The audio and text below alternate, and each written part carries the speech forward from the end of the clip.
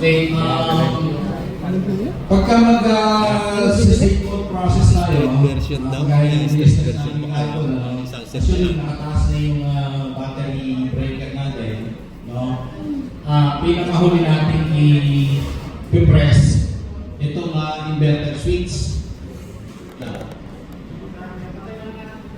Ayun yun. Okay. Wait lang.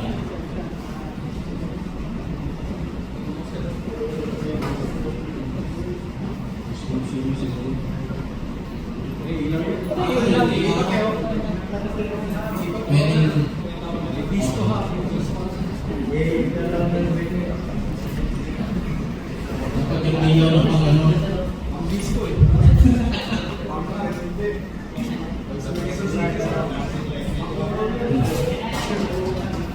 Yan.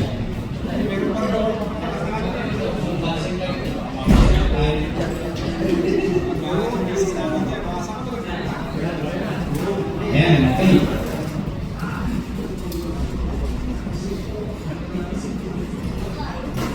Okay, natin.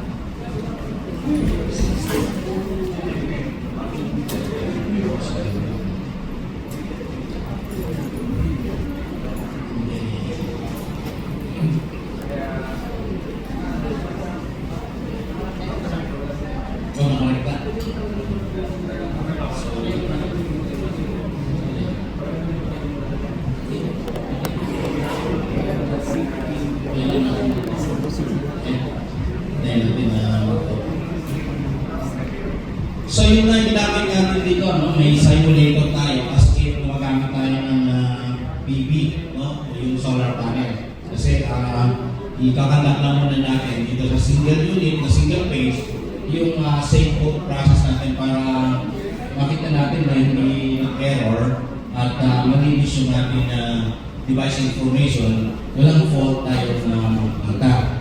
So initially, pwede natin i-on yung battery, assuming meron na tayong battery breaker, no?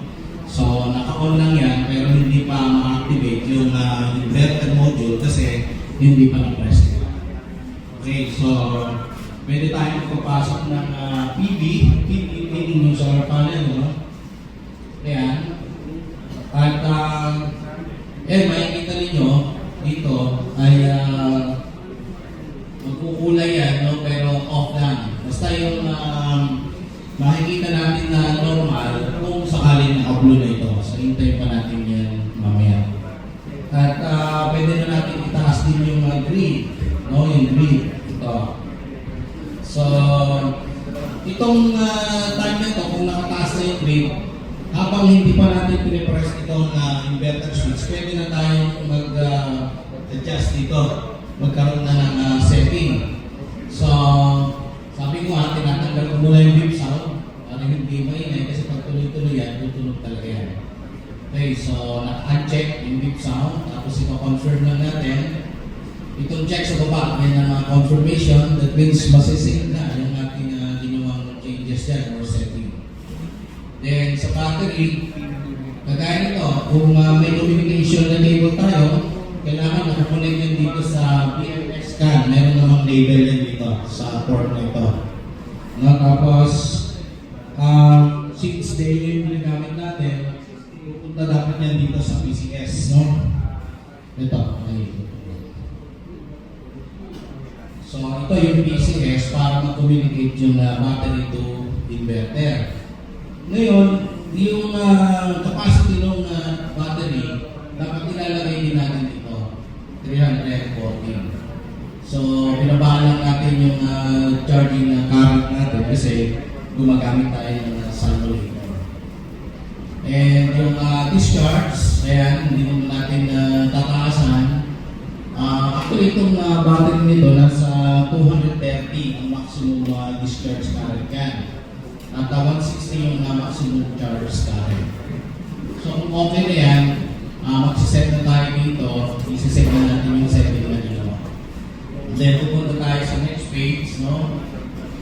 At ito, kung gusto natin mag-grid charge, pero usually, ang ginagawa natin dito para lang magkaroon ng flickering charge, kung ma-maintain lang yung charge ng battery, mapapaka natin yung amperahe. So ito yung tinatawag natin na utility charging. Kasi pag nilagay natin yan sa 40 amperes or 20 amperes, mataas yung makukunin yan sa grid. So, paano natin? And minsan kasi,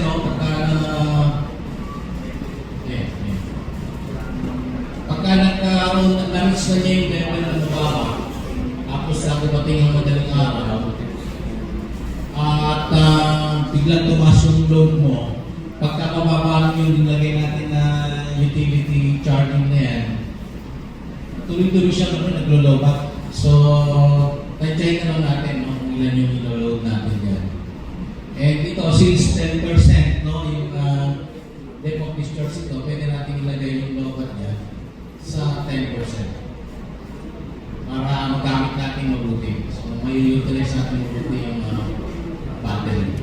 At kaya nakaset na yan sa 10% lobat and i-shut down 9%. So yung restart na 50%, ang ibig sabihin lang yan, kung wala tayong connection sa grid, tapos tuloy-tuloy lang sa mga panahon, then dumating ang madaling araw, talagang mag-shutdown yung battery. So, inaluwasan, pag nagkaroon muli ng araw, so mag-charge from solar panel, hihintayin muna na maabot niya yung 50%, saka siya magbibigay ng 230 volts kung ganun pa rin yung brownout. So, doon pa lang siya ulit mag-normalize. Okay? So, yun lang naman ang sa battery. And then, sa workload, ayan, kung lahat ay nakalagay sa load side, yung 80%, pwede tayo export to load. Pero kung marami yung ating ginagamit, kasi dalawa yung output nito yung grid side at load side, output din yun. Although yung grid side, pwede rin input yan para dun sa charging. So pwede natin i-set yan dito sa zero export to load. Kung may net metering tayo, kinakailangan i-check natin yung solar cell. Kasi sayang yung net meter kung hindi maka-check yan, hindi yan magbibenta sa grid. Ganun din kung naka-zero export to city. Pero either dito sa tatlong ito, selling first, zero export to load,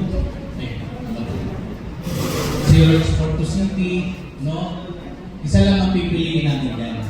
Isa lang. Hindi tayo pwede mamangka dyan sa 2 kilo o 3 kilo. Isa lang pipiliin natin. Okay? So, ito? City.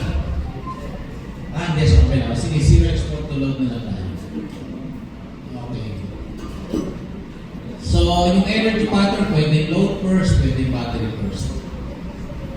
Okay, then next, sa work mode pa rin tayo. Ito yung medyo matagal-tagal lang set kasi naka-default sa sa 80%.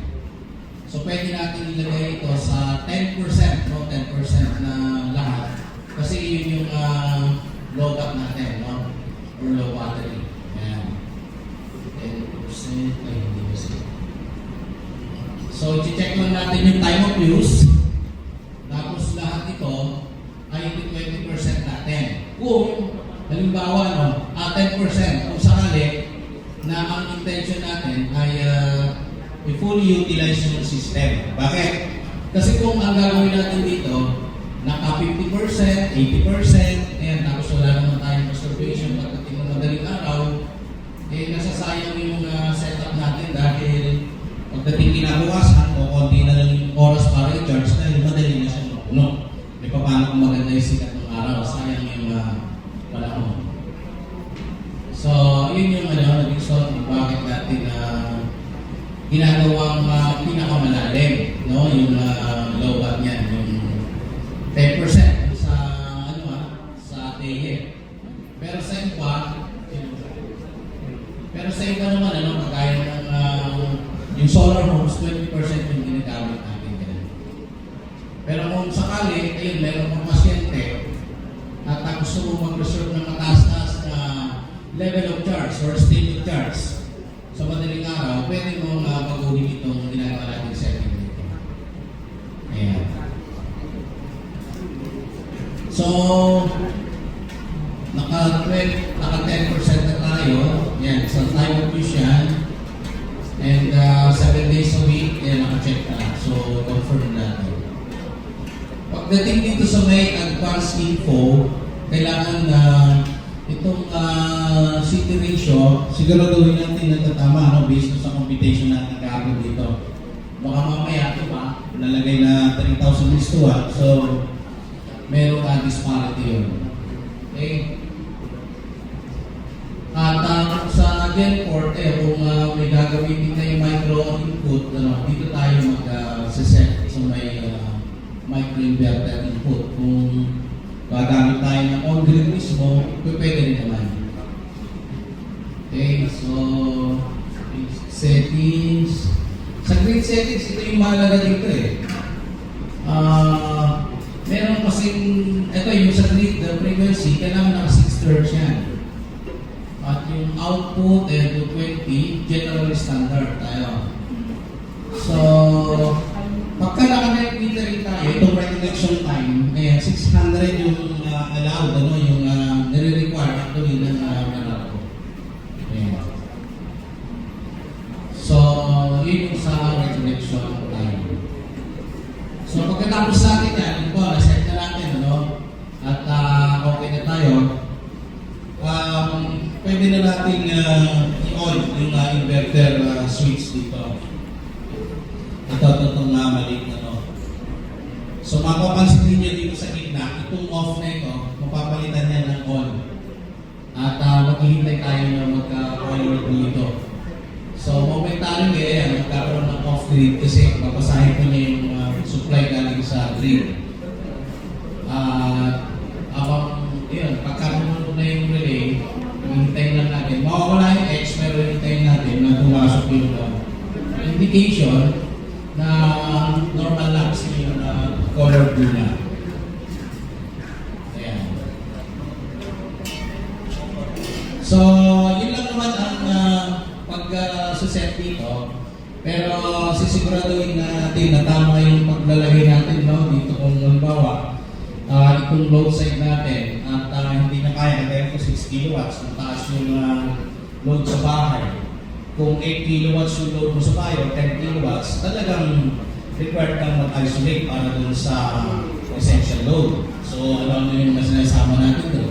Ilaw, CCTV, Wi-Fi, na talagang kinakailangan. Nilalagyan din natin. Pwede naman aircon, kahit din naman yan.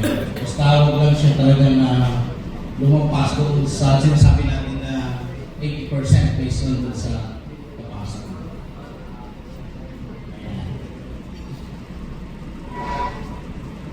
So, may tanong pa dito at mamilintay natin na mag-color blue, no? Kasi mula, dito na tayo sa hybrid. Okay na sa'yo, sir, ito. Ayan. Si sir, magsaset up siya ng ganyan Solax dati, no? Yung isang setup 12 kilowatts. 12 kilowatts. Yun na yung kulang yung battery mo sa ano. Pwede ka bumili. Pupunta ka na tayo. Basta walang traffic. Oo. Kasi 12 kilowatts yan eh. Oo. So, magdala lang natin.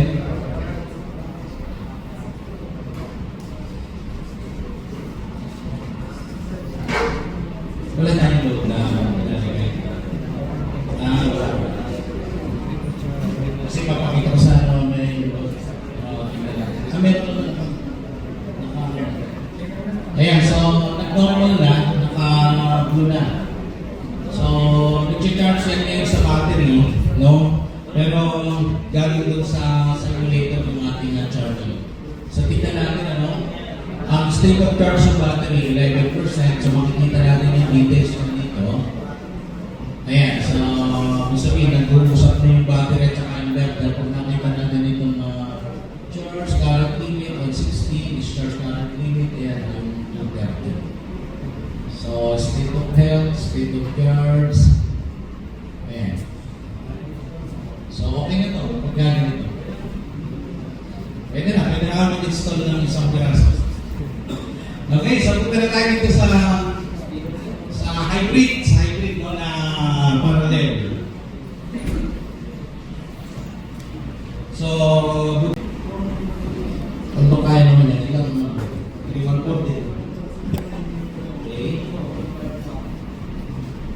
So, ganun din dito sa hybrid, meron siyang same code process. Yan, ipakita ko lang muna, na kung ano yung situation, pwede natin makita pag naka-parallel natin na mamaya mag-reverse tayo, papatay natin, tatanggalin natin yung pagkaka-parallel niya. So, kung master ang pinili natin, ito, dapat may makikita tayo sa kita ng M01. Sa master yun, sa state S02 dapat yung makita natin yan. Okay? Tapos, kung magsiset tayo, dito natin pupuntahan yan so may advanced function. Ayan, sa advanced function, makikita natin yan, mapipili natin kung master yan. Ganun din naman dito sa state. So, naka-check yung parallel at naka-check din yung slave tapos yung Modbus SN. Dapat parehas ng phase yan. Yung dalawang unit, dalawang units naka-APs. So, yan yung sa pagpaparallel. Plus, kailangan dito sa may device information, sisiguraduhin natin na parehas yung kanyang version ng firmware. Ayan, C381, C381 din dito sa master. Main version ay 1516. Ganun din dun sa kabila. So, pag magpaparallel, dapat parehas, ayan yung requirement para magparallel yan. Kasi meron kami nasubukan nun, hindi siya parehas yung mga lumang 8 kilowatts. Laging ipatay yung tumukuha niya sa, hindi nagsisiro ako, hindi dito sa grid. So, yun yung epekto niya. At patayin muna natin, tapos, tanggalin natin yung parallel tapos gagawin natin ang pagbabago.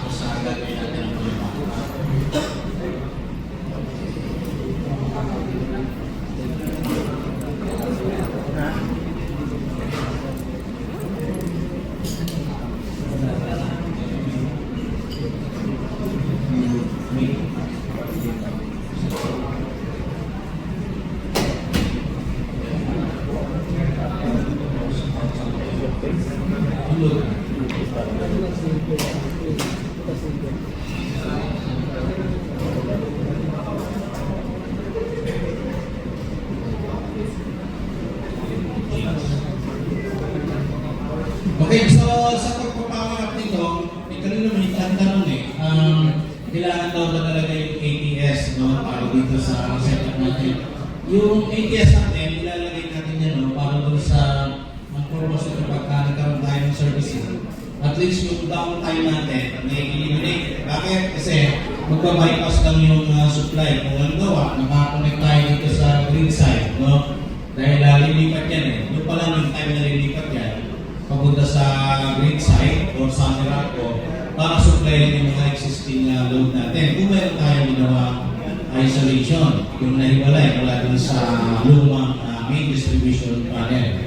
So, kinakailangan talaga na iniwalay natin yun para kung sakali din na magkaroon ng servicing, hindi matagal. Kasi meron mga nagsasabi na pwede naman daw diretso. Okay, kami ginawa namin diretso yung una. Ang problema, nung nagkaroon kami ng servicing, nagpalit kami ng battery, ilang minuto na lang mamamatay na yung tilapia kasi meron siyang aerator. So kung hindi namin nilagyan ng bypass yun, na total meron namang kuryente galing sa DU, mamamatay yung aerator niya. Pero kung meron ka ng ABS, ayun, mag-shut down lang tayo, dilipat na sa kabila. Tuloy-tuloy yung mawawala yung talbay. Okay. So yun yung purpose mo.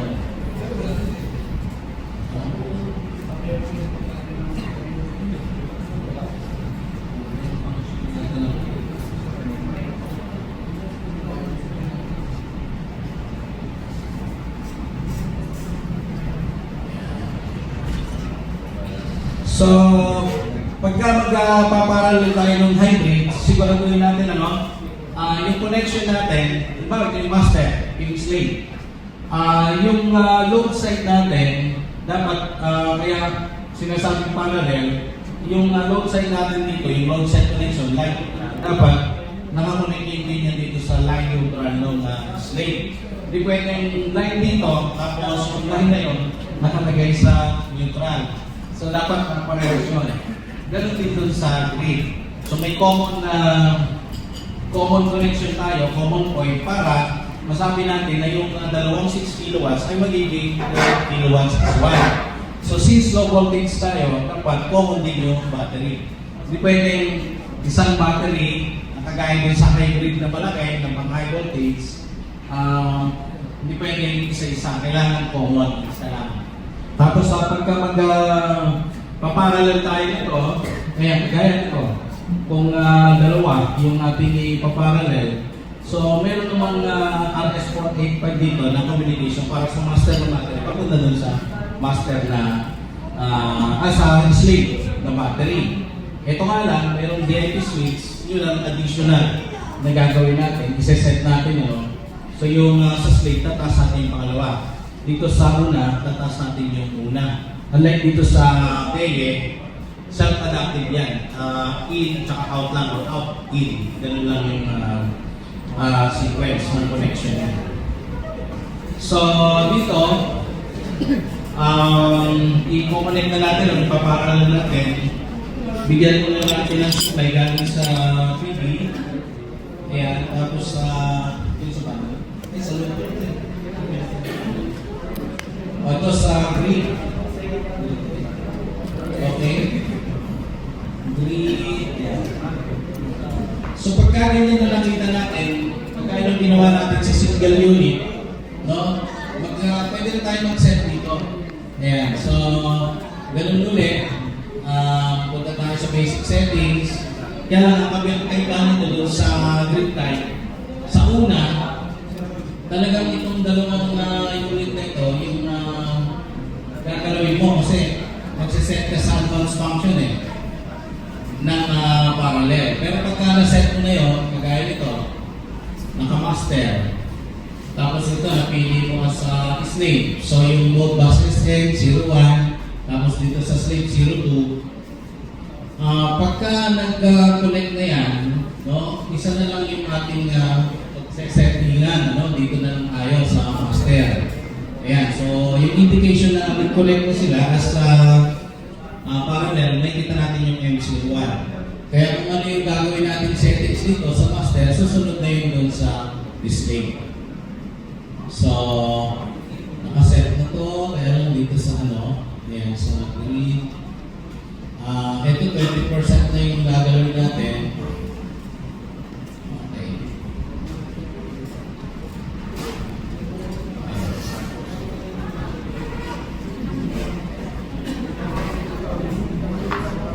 Ayan, ibababa natin yung operahe. Baka mag-charge sa battery, mag-shutdown. Ayan. Okay. Ayan. Check natin ito. Nga pala, merong nagtanong noon, hindi raw niya maset itong nandito sa type of use, yung sa type of use niya ay hindi niya may baba kasi nakalagay lang sa nakalagay lang siya as 35%.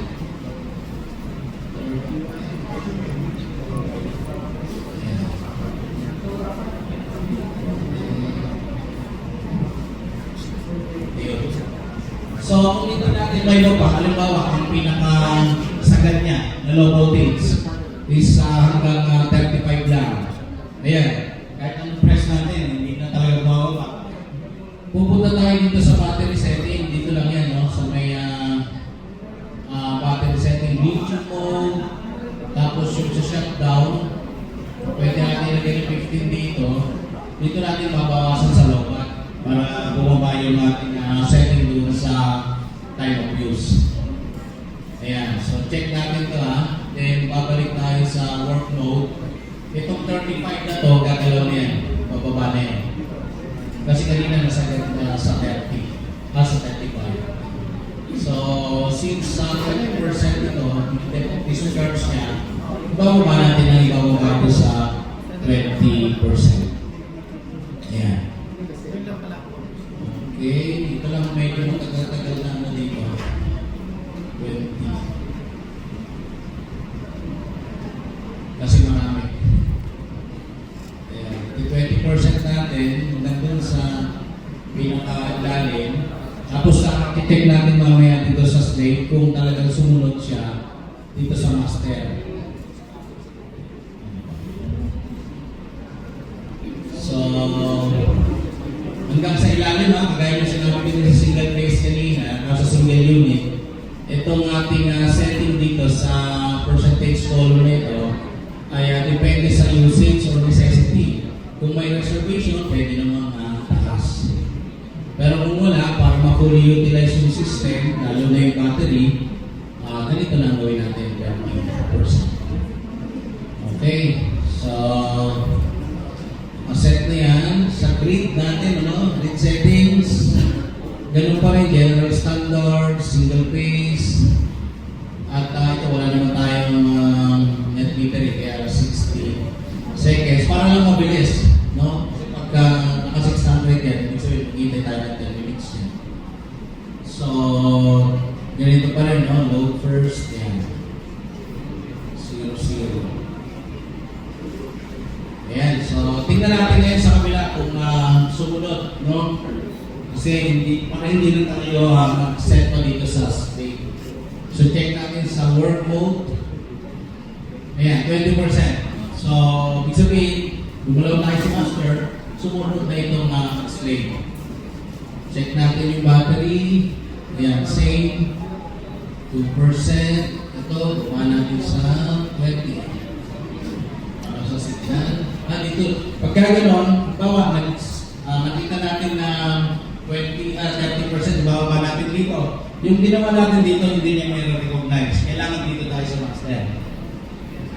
Okay, so dito tayo gagalaw. So, kita nyo, ang 20 nito, 30 pa rin dito sa master. Ayan. So, ayan, mag-take effect na yan. 20, tingnan nga natin kung kumapay na. 20%. O yun. So, simple na yan. Hindi pwede i-master ka, gagalaw ng settings. Okay, so, isa pa rin ito, i-check natin yung communication yan. Yung BMS natin, o yung port, dito dapat nakatap yan span. Tapos itong portion naman ito para doon sa parallel ng mismong battery. While itong CAN or RS485, dapat dito yan mag-communicate sa CAN port ng, ayan, may BMS label naman, RS485 at saka yung CAN. Yung communication cable ng inverter mismo, ayan, meron namang label yan ng parallel 1, parallel 2, ganun din sa kabila. So pag naglagay tayo dito sa port ng parallel 1, dito naman sa slate, dapat parallel 2 yung natin. Or interchangeably. Kung 2 rito sa master, 1 dito sa slate. Okay, so yung ating sensor, ayan, kung gagamit tayo ng zero export to city, nakalagay sa 3 and 4. Ayan. Sir, question, sir. Yes, sir. Kunyari multiple batteries, ilan apat na battery. Paano communication connection ng bawat? Ito. Yes, po, sir. Okay, kung hindi kayo ilagay natin dito, in, out, ganun din. Kung nag-out tayo dito sa 1, dapat napasok natin dito ay 2. Tapos, ganun din. Naka-station change siya hanggang 4. Tapos yung behind the switch, merong tataas natin 1, 2, tapos 3, 4 yun sa alas niya. Basta para makita natin na magko-communicate at mako-confirm natin yan. Kung halimbawa, naka 300 yan na apat, may kita natin dito, 1,002. 1, 2. Ito itong Total number. yes, yun ang information na nag sa ano yun ha, DLC niya. kung ganitong type ng battery na gumagamit na JKBMS. Pero kung ganito, hindi matik na yun. Dito lang natin titignan yun sa battery mismo. Ito. Lalabas niya siya. Lalabas na yun dito sa battery. Ito. Ano natin? Kasi dito yung data.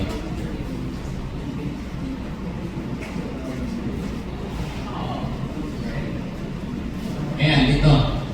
So, makikita natin yung charge and discharge limit. Ito, tataas yun. Kung makikita natin dito na apat, mag-times 2 million yung nakapirahan ng capacity. 1 to 9. Yes. Tataas yun. Dito yun, sa battery. Mismo sa master lang titingnan. Hindi, sa master kasi, doon mo talaga titingnan yun. Yung sa slave na inverter, nagsisira yun eh. So sa master lang natin yung Master titingnan. lang titingnan. Oo. So pwede rin sir, applicable sa 18 kilowatt, kunya 18 kilowatt natin, o 4 kilowatt na pwede siya lang. Pwede naman na ano na lang kung 18 kilowatts. Halimbawa, dalawang 18 kilowatts, doon mo makikita yan sa master. Basta pagka gumalaw ka, susunod na yung slave. Ganun. Okay, so since okay na tayo, para mag-sync, tataas natin yung load side. No? Kasi ito yung pinakamuli natin na ano eh, di pa tinataas para mag-sync yung load ng dalawa. So taas natin ito, load side, saka natin i-press itong inverter switch. No? Ayan, so maghihintay na lang tayo ngayon na mag-normal. Ayan, mag-normal itong inverter. So, i-recognize nyo muna yan, go off grid initially.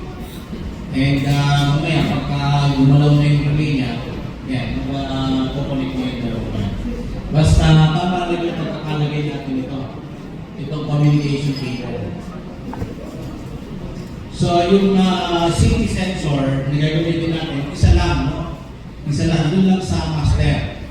Tapos, meron pang question, ano, pwede daw bang isa lang na Wi-Fi na ang gamitin natin. So, pwede yun, kaya lang magiging inconvenient. Bakit? Kasi hindi mo makikita yung production ng ano, slave. Ang makikita mo lang, production ng mismong master.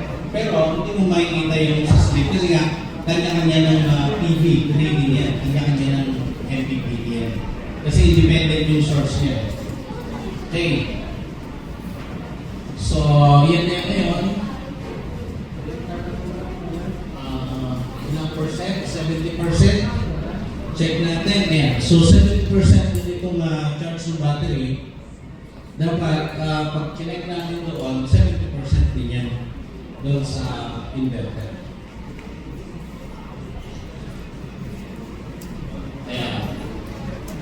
70% SOC. So, okay na tayo na.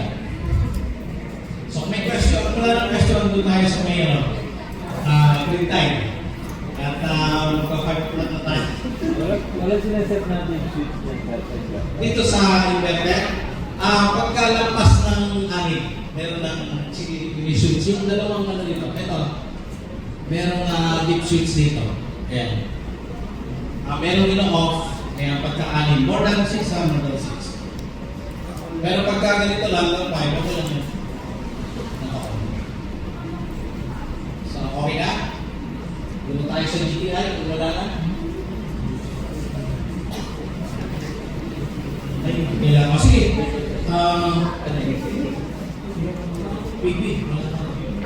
Sige, 5 minutes break muna. 2 minutes break.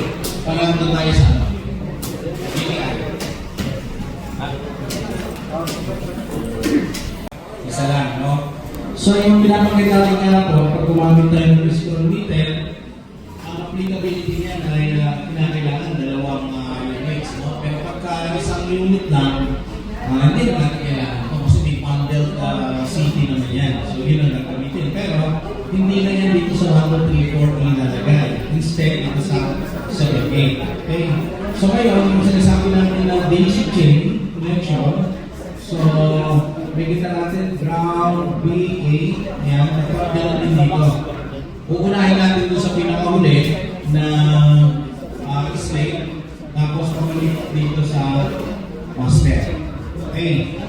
So, ngayon, yung sa hybrid, di ba, pagka ginalaw na natin yung parallel niya, no? Isa na lang ang processor natin. Dito hindi, kailangan dalawa. So, pag magsiset tayo, press lang natin yung enter, and hanapin natin itong setup. Then, pupunta tayo sa run parameter.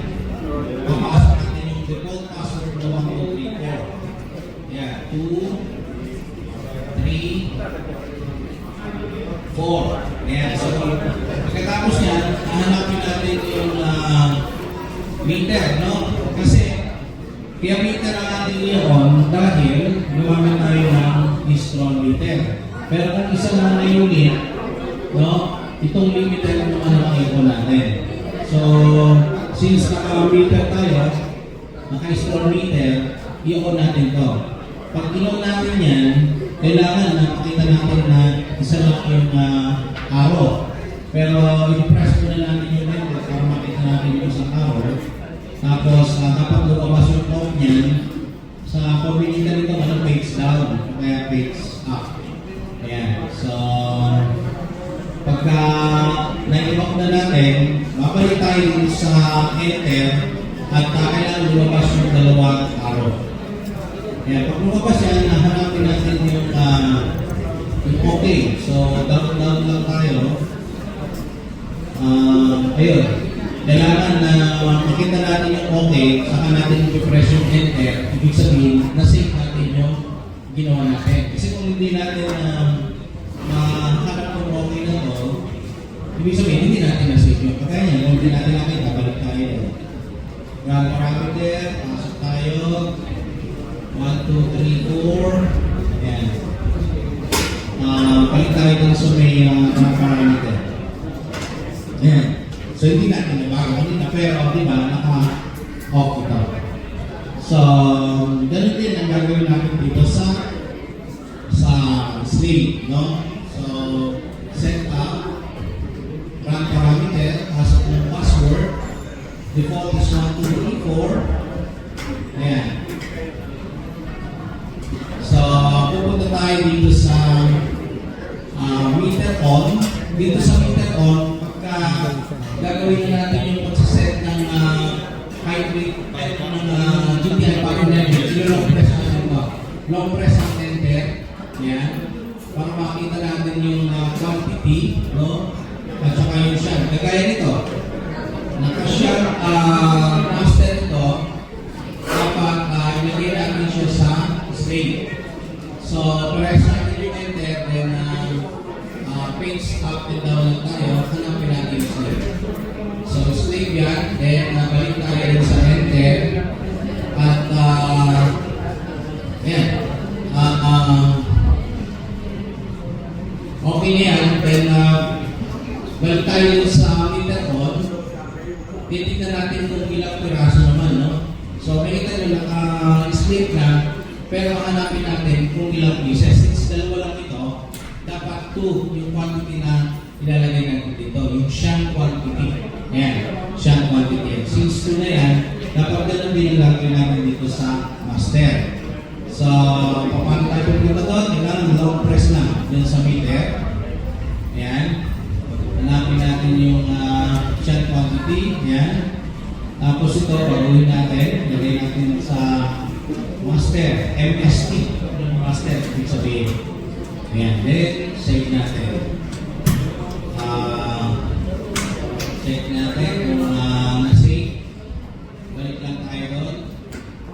Yung press yan. So, magpaparallel na yan kasi ito yung master, ito yung slave, tapos yung shunt quantity, kailangan dalawa, kung tatlo, 3, yung ilalagay natin. Okay, meron pang isa dito, yung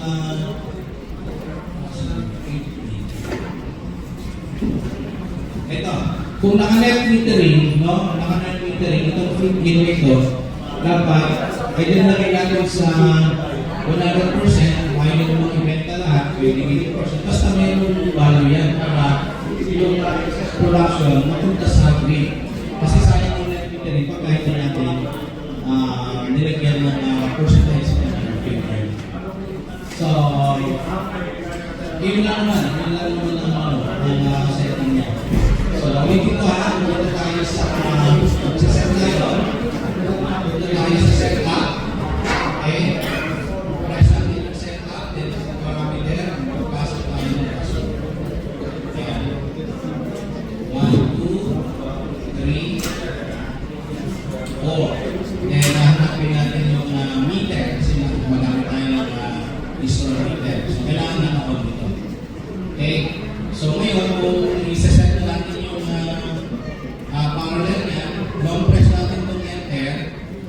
Yan, then hanapin natin yung shot. Okay? Okay natin na master. And yung slate. Ay, yung shot ko dito. Okay, shot ko.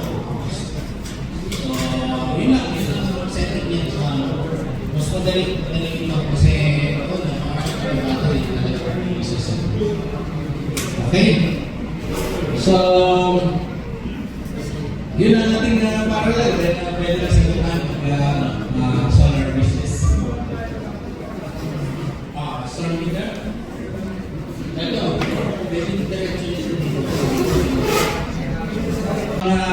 Solar enthusiast yung nandito, hindi yung solar installer. And, alam ko, primarily, hindi yan ang naging business nyo. Alam ko, meron CCTV installer din dito. Merong refrigeration, air conditioning. So, kung i-extend din nyo, tama-tama ito. Bakit nga po dumarami yung business nyo, no? Dumarami kasi, tatlo, dalawa, sinagot pa ang solar. Dahil pa pagka nag-i-install kayo ng mga aircon, tinatanong kayo? Tinatanong kayo? Dahil sa amin!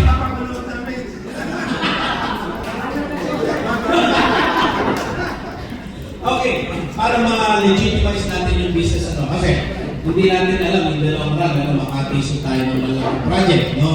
At pag nakatiso tayo ng malaking project, mayroong mga mandatory requirements yan. Okay, mandatory requirements para malaman na legit yung ating business. Kasi kung sole proprietor ka, mayroong limit or amount of contract na pwede kang pasukin ng sole proprietorship, no?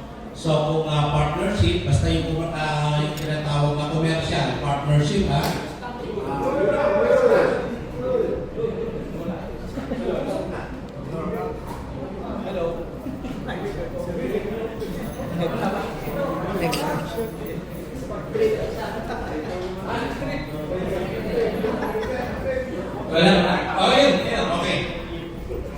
So, sa partnership, kung partnership ang gagawin natin, hindi pwede, pwede kung parehas kayo electrical engineer para sa general professional partnership. Iba yun dun sa commercial partnership. So, pagka commercial partnership, halimbawa, si Mr. A, Mr. B, magkaiba ng profession, pwede silang magsama. So, allowed yun. At SEC ang, yun lang, kung tayo, Delay lang. Delay lang. Okay. So, para ma-establish natin, unang-una, magre-register muna tayo kung sole proprietorship. Siyempre, sa DTI. Bakit? Kasi pagka-individual, sa Department of Trade and Industry yan, siya ang mayroong sole power jurisdiction para makapag-register ka ng business. So, paano kung yung binabanggit natin kanina ay partnership, corporation, especially ang corporation, dalawa na yan, no? Meron kang regular corporation, meron kang one-person corporation. Although sakot pa rin naman ng SEC yun, pero kung i-compare natin as to liability or obligation, halimbawa, nakautang ka ng malaki as sole proprietorship, no? Lahat ng ari-arian mo pwede kabulin, no? Kahit personal asset mo yan. Unlike in corporation, ang kaibahan niyan, doon lang sa capital contribution mo. Halimbawa, nakalagay din sa authorized capital mo, and na-subscribe mo na yun, yung pinaka-pay up capital mo, hanggang doon lang sila pwedeng umabol sa'yo. Kaya hindi ka pwede kabulin yung sasakyan mo na naka-name sa'yo as personal asset. Okay? So, yun ang pagkakaroon. So, para ma-legitimize yung business natin, yan, pag-sole proprietorship, yan, DTI, pag-corporation, pwedeng one person, pwedeng regular corporation, no? So, dito sa OPC, pwedeng tatlong tao niya kasi meron kang a single stockholder, tapos alternate, and then yung alternate nominee. So, tatlo kayo dyan pwede kayong allow. Kaya lang yung limit of capital mo dyan, okay lang na kahit mag-imo ka ng mag-subscribe ka ng 500,000, pwede na yun as startup. Then later on, mag-increase in capital, so pwede naman yung makatisip ka ng malaking project. Basta ang sinasabi natin dito, ay dapat i-legitimate yung business mo at saan ka pupunta para mag-register. Okay? So, additional, itong sa BIR, hindi ka pwedeng tumakas, hindi ka pwedeng hindi magbayad ng tax. Pero kung wala kang operation, na-establish mo na yung business, galing ka na sa DTI, hindi ka na sa certificate. By the way, madali lang, no? Pagka DTI ka, tapos ang goal mo ay sa entire Philippines, dapat national yung category mo. Wala pa namang 3,000 yung mabayaran doon. Saka madali lang ang bayaran niya, pwede na overnight, makapag-register ka nito online. So, punta ka lang sa website ng DTI. So, madali lang yun. Then, pagkatapos na yun, kung halimbawa, okay na yung DTI mo, okay na yung SPC mo, hindi ka makakaligtas kay BIR. So, unlike noon, bago ka pumunta sa local government unit para mag-register ng business mo kung saan located ang office mo, kinakailangan pa yung para kapag-register ka ng BIR mo, kinakailangan pa meron kang application or yung business permit sa akin, hindi na pwede na mag-register sa BIR. And kinakailangan mo magpagawa ng resibo. Kaya wala lang kung ikaw kasi yun tayo hindi dapat tayo maglalagay ng gano'n, mag-impose ng VAT kung hindi natin nalilig tinatawag na yung ay no, wala na iba? Ano ba? Okay, meron kasing threshold yun Pag more than 3 million ang iyong revenue, no? Subject ka sa VAT, required na mag-register. So, kung makakakuha ka ng project na nag-require ng resibo, yun ang kailangan mong gawin. So, batable ka. So, i-add mo yun kung halimbawa nakapagawa na tayo ng quotation, kung 300,000, nag-add tayo ng 12%. At siyempre kung yung client natin, hindi ng resibo. Especially kung mga government project yan, meron na ganyan silang withholding tax. Advance. Tatanggalin nila bago kapayaran. So, finally, withholding tax na tawag. Okay. So, kung halimbawa, nagre-require ang government entity ng TOT, pwede naman yan. Pero tayo na maliliit, pwede optional yan. Pero kung malaki yung project, ay mga solar farm, nire-require nila yan. So, yung registration sa DOE. Kaya meron kang lima na government agencies para ma-legitimize yung business mo. Okay? So, paano natin makakonvince kailangan sufficient and proper information natin para makakuha tayo ng client. Di pwede yung pagka nag-usap na kayo, tatanungin mo agad, magkano yung budget mo sir? Nagawa na natin ng quotation. Di pwede ka lang kasi kailangan malaman mo muna yung kanyang loan requirements bago tayo makakompute. Kasi very normal yun very usual yan. Ang tatanungin sa'yo magkano nga yung magagastos ko? Simple bakay lang. Napakahirap sagutin mo, di ba? Very general statement kasi hindi mo alam kung ilang magpirahin ng kanya ng main breaker niya, di ba? So, kailangan sabihin mo na, kailangan natin yung loan requirements mo para ma-open natin. So, doon pala, medyo makabuild ka na ng magandang relationship kasi magiging interested yan. No? Dahil pero ang tatanong niya, kailangan ba mababawi, ano ba yung babawin ko, gano'ng matagal. Okay? Then yung discuss yung limitations and capabilities, kagaya ng kung halimbawa, sinabi niya na pwede ba yan yung inverter mo, pagkalaan lahat ng mga load sa bahay. Eh kung na-determine mo, during ocular inspection, na hindi pala kaya. Tapos sinabi mo kaya, 6 kilowatts ang plan na ilagay, 8 kilowatts yung kailangan. So, medyo matatalo doon. Kasi, hindi natin sinasabi ng totoo yung talagang pangailangan niya. Unless, magkaroon ka nga ng isolation, no? Kung nakakita ng 10 kilowatts yung gusto mong load ng bahay. Tapos sa 6 kilowatts yung available na inverter, no? Para sa hybrid. Pati mag-isolate natin others, ilagay mo sa grid.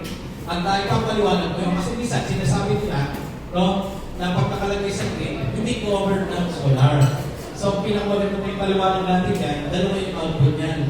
Yung grid output at yung load. Na basta tama yung paglalagay natin ng city sensor, covered ng solar. Okay? Next, doon sa payback period, mamaya magko-compute tayo. And yung after sales service, kaya nandito yung day Ayan, tutulungan tayo yan sa mga support. Ayan. So, sa return of investment, dalawa kasi yan eh. May tinatawag na return of investment, ang pagkakaiba niya sa return of investment. Yung return of investment, kung halimbawa, ang quotation natin ay 300,000. Tapos sa compute natin kung ilang taon natin mababawi. Ang tawag doon, until sa time na mababawi natin, return of investment. Pero beyond that period, assuming 3 years, mababawi na. Beyond that period, on the 4th year, onwards, return on investment ang tawag doon. Kaya, dalawa ang ibig sabihin ng ato. Okay? So, parang interest na yun. Interest na yung return on investment. So, ngayon, check natin pag-compute tayo.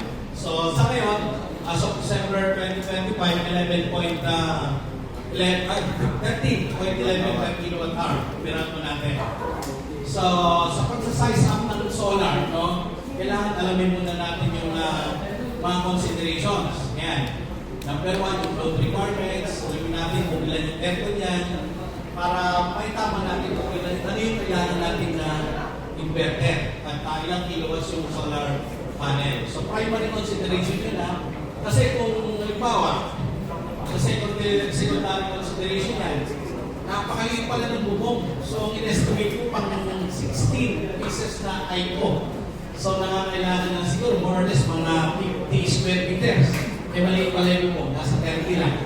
So, i-consider natin yun. Okay? And yung budget. Baka mamaya, hindi niya talaga kaya yung 16 pieces. At minsan, sasabihin na hindi niya kaya yung 300 ampere hours sa battery. Pwede later on, magpa-battery siya. So, i-consider natin yun, yung startup budget. And yung orientation, shading, yung ATM.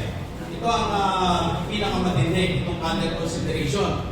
Kasi, approval from the law. Bakit? Because our wife is the law. Tanungin ko muna ang misis. So, yun ang matindi daw. Pagka, halimbawa, nag-uusap na kayo, medyo maganda-ganda naman, marami akong information na nangirelate sa kanya. Bandang ko sasabihin mo muna kay misis. So, consider yun. Okay? So, subukan natin mag-science. Halimbawa, may dalawang aircon at tumatakbo ng 6 na oras. Ayan, total kilowatt hours niya ay 13.4. May rep, 24 hours running, 15 pieces na lights, 16 hours na running. Sa running.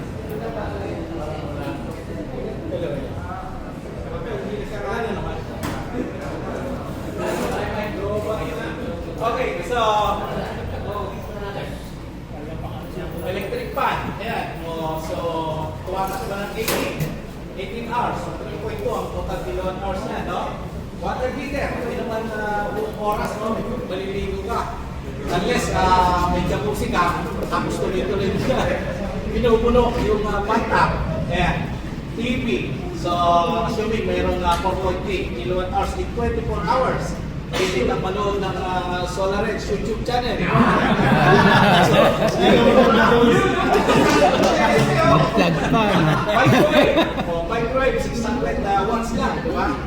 So, itong others na to, pwedeng kasama yun doon sa Wi-Fi. Yeah. So, hindi naman masyado ng charger ng cellphone. Okay. So total kilowatt hours mo nasa 25.3. Ngayon, ang question, para malaman natin yung inverter sa size ng panel, no? Ano ang quantify natin yan? Anong tawag? Sunpeak. Muntik sana kung sinabi ng 500. Tama, sun peak hours. Ang ginagamit natin based on global air gas, 4.5. So ngayon, meron ka 5.6, no? 5.6. Ngayon, sa 5.6 na yun, pwede kang gumamit ng 6 kilowatts, no? 6 kilowatts na inverter. So, i-consider natin ngayon yung costing. Okay, costing natin, inverter, 42,000. Solar homes, yung dati pa ito 85,000. Eco panel, pinakamataas sa efficiency, 67. Ngayon, ako, ang ginagawa ko para mabilis ang computation, kasi siyempre, ang gusto ng client yan, mabilis din ang sagot. Gino-compute ko muna yung total major materials. Gino-compute ko muna yan. Tapos, yung accessories kasi, more or less, nasa 21 to 22% ito ng total major materials mo. Kahit hindi ka na muna mag-itemize. Kasama niyan, mga solar plates, mga controls, kasama niya yan. No? So, nasa 21 to 22% ang rates. Okay, so yung labor, ito, nausap ko si Sir kanina. Minsan ang nagiging basis ko, 9 pesos, based on the number of power. No, yung kagaya dito, itong 12 pieces na to, 7.8 kilowatts yan. No? Kung halimbawa, okay na kayo, pauwi ka na. Okay na kayo sa 12 pieces at 7.8 kilowatts. Kaya lang, pagdating sa bahay, tumawag. Sabi niya, may kumulakan pala yung budget ko. Pwede pang bawasan natin yung panel. At sabi niya, pwede bang gawin natin ng 8 pieces lang. So kung doon natin binase sa number of power ng panel, bababa yung labor natin. No? Bababa kasi magiging 46,800 na lang. Talo tayo. So ang ginagawa ko yan, para hindi tayo talo, nagbabase ako dito. So 6 kilowatts. 9 pesos times 6,000. Kaya pwede ba? Kasi nabawasan naman yung gagawin nyo dahil walang piraso lang naman ng panel. So whichever is higher, sa total capacity ng inverter mo, at saka capacity ng solar panel mo. Okay, so ngayon, doon sa gagawa ng rotation at maggagawa ng DIY, pwede mo mag-inverter ng signal kasi andyan na yung materials, sinay-dimash ko na, tignan natin. So, andyan na, solar protection, para 6 kilowatts to andyan na lahat. Pag tinotal natin yan, 40,800. No? Ayun. So 40,800 and more or less nasa range ng 21 to 22% ng total amount ng major materials mo. Ano yun? Paano yung inverted battery? Diba kung hybrid? Okay? So, ngayon, siyempre tatanong yan. Ano ba namin katagal mapapawi yan? So, meron tayong savings na tinatawag. Kaya, yung 7.8 kilowatts, assuming pinili niya yung 12 pieces ng solar panel, ilan yung masasave natin? Ilan yung may makukuha natin efficiency? Diba nakita nyo kanina, hapon, 80% yung nakalagay sa sound. Assuming sound yung orientation na pinaglagyan natin. So hindi natin makuha ng 100%, at least meron tayong conservative estimate na sa 80%. Ilan lang pwedeng makuha per hour? Nasa 6.2 kilowatts, sa ating hour natin, 4.5. So makakapag-generate tayo ng 28 kilowatts. Ngayon, kung i-compare natin yan doon sa savings, ano yung utility rate ng 13.11, makakakompute natin kung magkano ang annual savings natin. So, di ba yung average daily power natin times 300. Yung utility rate 13.11, yan. Ito yung daily savings natin. Assuming na talagang na-generate natin ito. Pero siyempre, kung halimbawa, hindi natin makuha, at least nandiyan tayo sa range na alam natin na computing. Kasi magkakaroon talaga ng variance yan, magkakaiba kung siyempre, hindi natin makuha, makakasama panahon, so ito yung effect rin yun. Okay, so multiply natin 365 days a year. Lalabas niya, estimated savings natin, annual 134,000. So yung 300,000 plus mga kanina, 305, cost of project natin. Gano'ng matagal natin babawiin. So 2.2 ang return of investment natin. 2.2, alam natin yung ilang buwan. Ayan. So nasa 3 months, no? 3 months and 7 days. So pagka ganyan, 80% po natin yung efficiency, nakuha natin, possible, makuha natin ito. Mas may 6 kesa sa 3 years. Okay. So, last topic natin, no? Yung practical tips natin, no? Understand the solar market and demand. Okay. So, assuming na kapag establish na tayo ng business, huwag naman natin gagawin na kung halimbawa, malayo yung ating client, island. So, necessarily, hybrid yan na off-grid o kaya off-grid ang ilalagay, no? Kasi wala namang grid. So, huwag na tayo maglagay ng GTI para doon sa market na yun. Kasi kung wala namang talagang supply from the grid, no? Tapos ito, yung market naman, halimbawa, tayo, expect natin na marami tayong magiging client on the next month. Tapos bili ng panel, yung pala tumaas ang presyo. No? O kaya, mayroong situation na, bumili ng panel, biglang bagsak ang presyo. No? So, pinili mo yung panel mo, mataas ang presyo, hindi pagkagawa ka ng quotation, no? Matatalo ka, hindi mo rin ba benta ng mabawi. No? Kasi may nangyari dyan sa Aurora, gano'n yung ginawa niya, talo siya. Kaya hindi na tinuloy yung pagsusolar. Okay, we will invest in continuing integration. Ito na to. Ito ang ginagawa natin. Kasi maraming updates eh. Brother and smart devices. Ang tawag nito. Okay. So, kung meron mga development, maganda na nag-a-attend tayo ng solar seminar. Kagaya nito, yung mga hybrid, wala pa yun dati eh, mga high voltage. Additional yan, knowledge. Kaya talagang mas maganda na mag-invest tayo sa mga ganitong integration.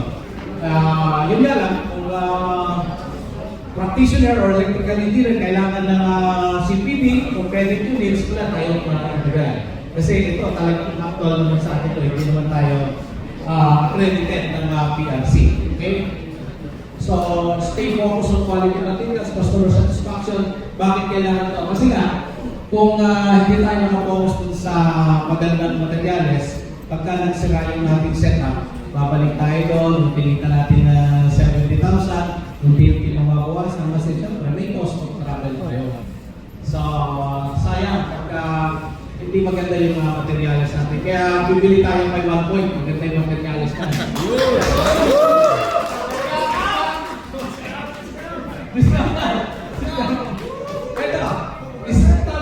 Strategic partnership. Bakit yan? Baka sakali, meron kayong makuhang malaking project, hindi mo kaya. Pwede yan sa katabi mo, medyo marami siyang tao, marami siyang pagtawag. Pwede yung pagtulungan niya. Kaya, kaibiganin na niyo yung mga katabi mo. Pang solar farm. Okay? So, kailangan yan. Establish strategic partnership. Ito ang matindi. Publicize the work and adapt marketing strategies. Huwag naman yung nag-post yung 2 years ago, no? Yung kanyang inverter ay ang brand, basta may brand yun na talagang lagi niyang pinagmamagaling. So, pinost niya, nag-picture pa, selfie, tapos may caption, salamat sa tiwala, tapos yung background, araw-araw sipag lang. Pero kung titignan mo, yung connection ng kanyang input ng grid, sinaksak lang doon sa may sa outlet. So, paano ka dyan? So, kung na-publicize, kung na-post, kung gano'n lang din naman. So, maganda yung ginagawa si Sir kanina. Gusto niya i-publicize yung kanyang business. Pwede rin sa deals. Tingnan mo. Ito actual to. Kung sino nakakilala kay Pedro Solarista. Sa Reels yan eh. Sa Reels. So, part ng marketing strategy niya. Huwag lang sabi mo na ipopost mo yung gawa mo, tapos sasaksak mo lang yung connection mo doon sa mismong outlet. Kasi mababa lang yun, nasa 20 amperes na yun eh. Siyempre kung ganito hybrid o kaya 6 kilowatts, nakapasok tayo sa capacity ng inverter. Okay, so yan tapos ang ating solar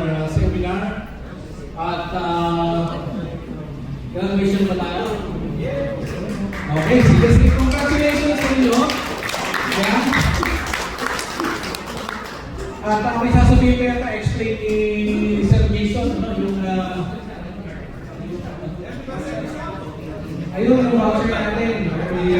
Ayun na 6,000. Sino hindi nagbayad dito? Sino hindi nagbayad? Kahit sino na. So, yung mga nagbayad lang, may certificate kayo, tsaka dalawang voucher. Yung isang voucher, 3,000 pesos. Pwede na gamitin sa Raya Battery, tsaka Raya Inverter. Yeah. 1 month. Yung mga gusto mag-extend, message nyo lang. Okay? Pwede, pero mas maganda sa Cavite kasi siyempre, nandiyan si Lynn. Siya kasi naka-record eh. Kung sa Quezon City, hindi nila alam kung sino yung pumunta. So, maganda na lang nasa Cavite. Yung dots. Hindi ah. So, ayan, graduation na tayo. Isang inverter lang sa sama. Matindi talaga. Pero kanino yung gamit? Yung kakyan. Graduation na tayo. Mr. Belifer Linezo.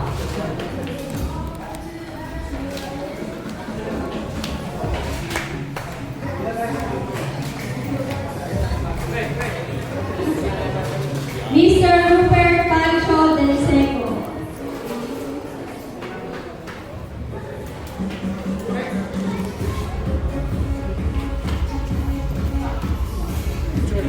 And Mr. Rafael Ciego. Yan, congratulations. By 5 po, so dito lang tayo sa harap para sa picture taking. Ayan, balik po tayo. Uy, sama, pasukin mo.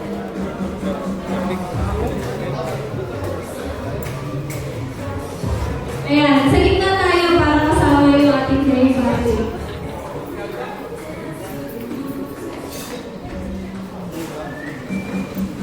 Ayan, wait lang natin.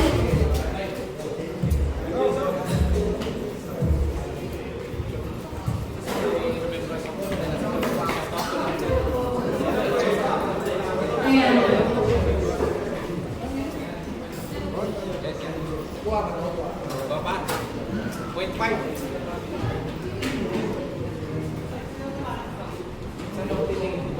One, two, three. Oh. Saka. Thumbs up. Congratulations, Mr. John Benedict Banderas, Mr. James Abunod,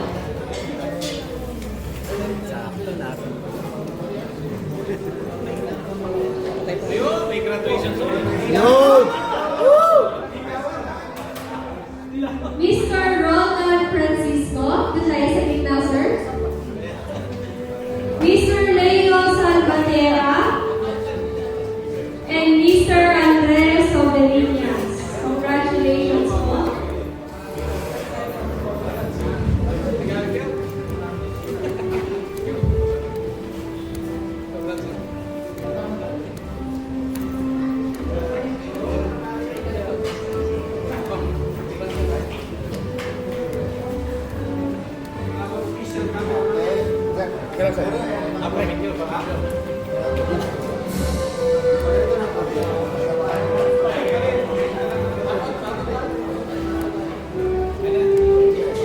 One, two, three, four, five. Thumbs up. Okay, congratulations, Mr. Romel Escares, Mr. Reynaldo Bordonado,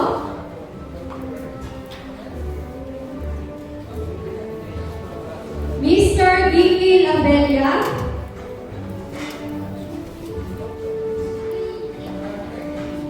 Mr. Kevin Sanes,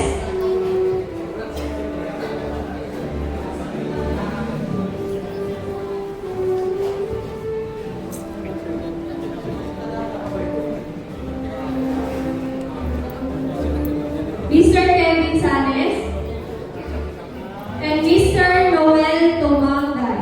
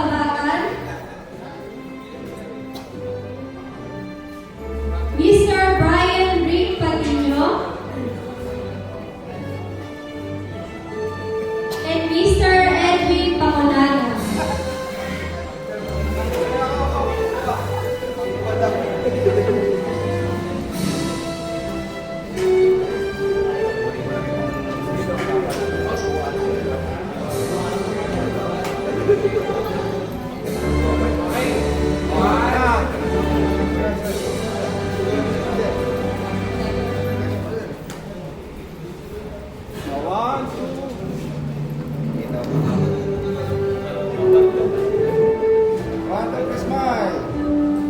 Isa pa. Okay. Alright. Congratulations, Mr. Richard Lavillas, Mr. Victor Adieja, Mr. Johnny Fernando, Mr. Richard De Mesa, and Mr. Edmond Soriano.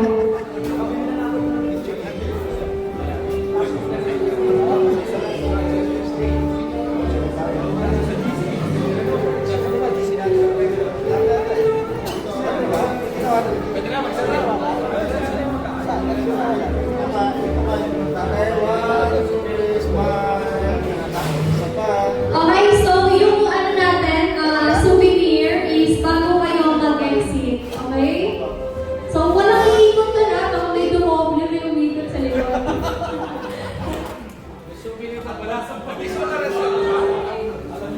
Okay, congratulations, Mr. Cesar Climaco, Mr. Engineer Mark Anthony Cusi, Mr. Brian Tualia, Mr. Danilo Reyna, and Miss Jennifer Sobrininas. Congratulations po.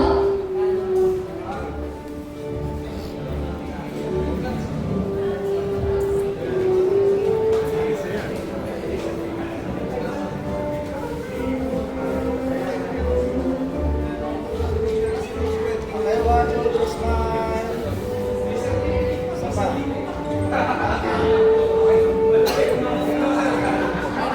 Okay, congratulations, Mr. Arturo Orpinita, Thank you. Alam ko, di tatatawagin eh.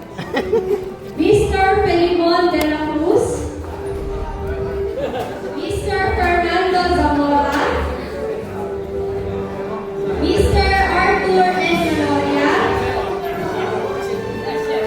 and Engineer Ian RJ Moral.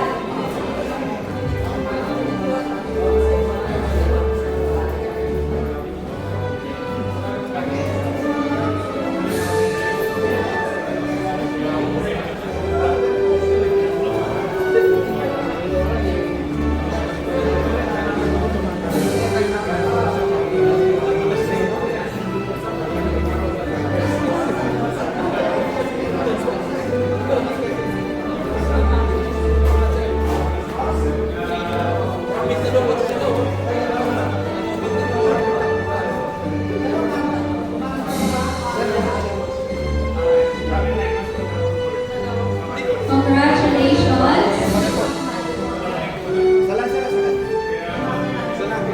Next, we have congratulations Engineer Reggie Aviola, Mr. Kenneth June Dayek, Isa pa. Mr. Ireneo Labawi, Mr. Cleverboy Reyes,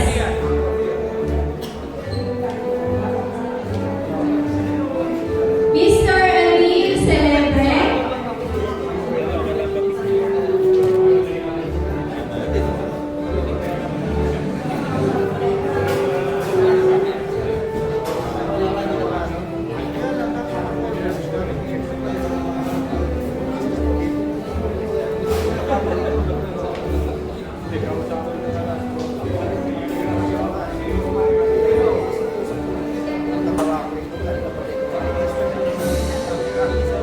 Okay, one, two,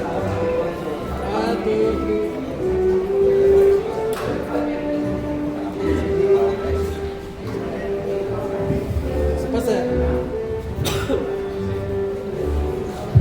one, two, three. Isa pa. congratulations Mr. Paulo Miguel Pedroso, Mr. Jefferson Gervasio,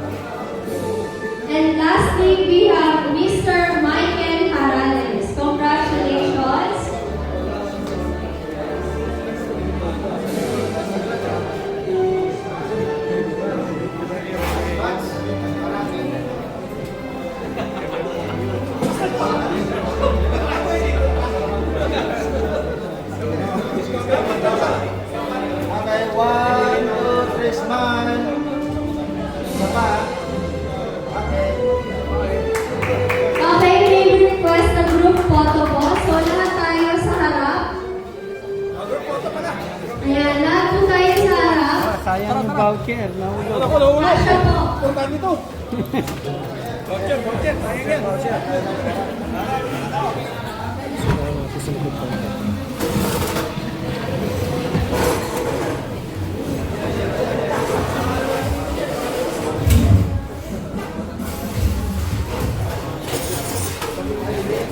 Ayan, pwesto po kayo and meron po mag-aabot ng mga giveaway sa inyo.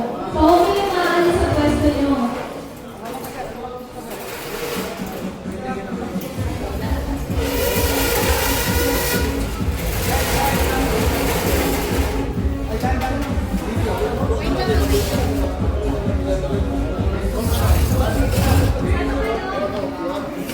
Ayan, para sa grupo, sarap meron tayo souvenir. Okay. Okay, number 1.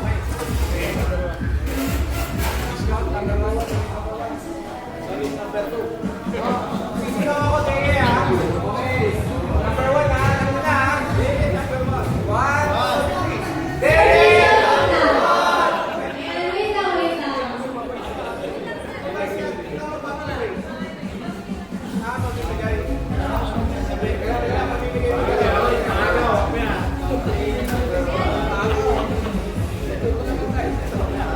May hawak na souvenir.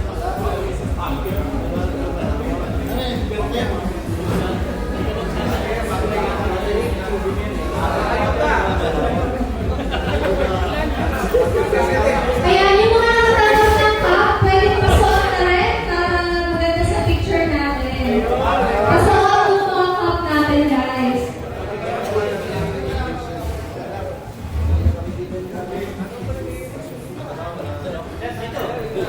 Meron na po ba lahat? Wala pa. Sino wala?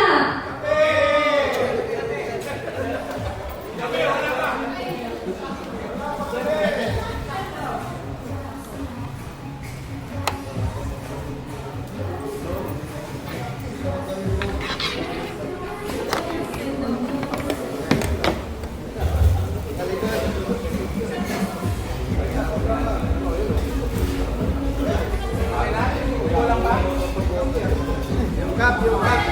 Kuha po ba lahat? Saan? Okay? O, yung 1, 2, 3 mo. Okay, day number 1. 1, 2, 3. Mahina! Mahina! Isa pa, mahina, mahina. Parang ano, lugi ah. Discount! Discount! Oh, discount. Okay, 1, 2, 3.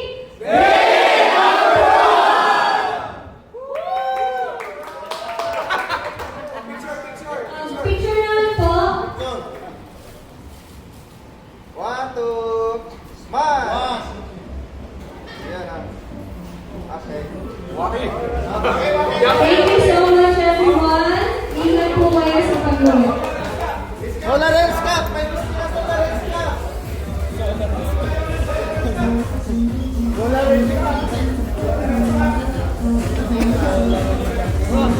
Isa lang, no? So, yung pinapanggit natin nga po, pag gumamit tayo ng discount meter, ang applicability niya ay kinakailangan dalawang units, no? Pero pagka isang unit lang, hindi na natin kailangan ito kasi may bundled city naman yan. So, yun ang nagkamitin. Pero, hindi na yan dito sa 1, 2, 3, 4 ilalagay. Instead, ito sa 7, 8. Okay?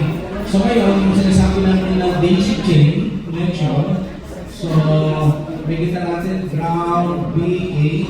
Ayan, nagpapagalan din dito. Uunahin natin doon sa pinakahuli na slate. Tapos pabalik dito sa master. Okay. So, ngayon, yung sa hybrid, di ba, pagka ginalaw na natin yung parallel niya, no? Isa na lang ang pasasakan natin. Dito, hindi. Kailangan dalawa.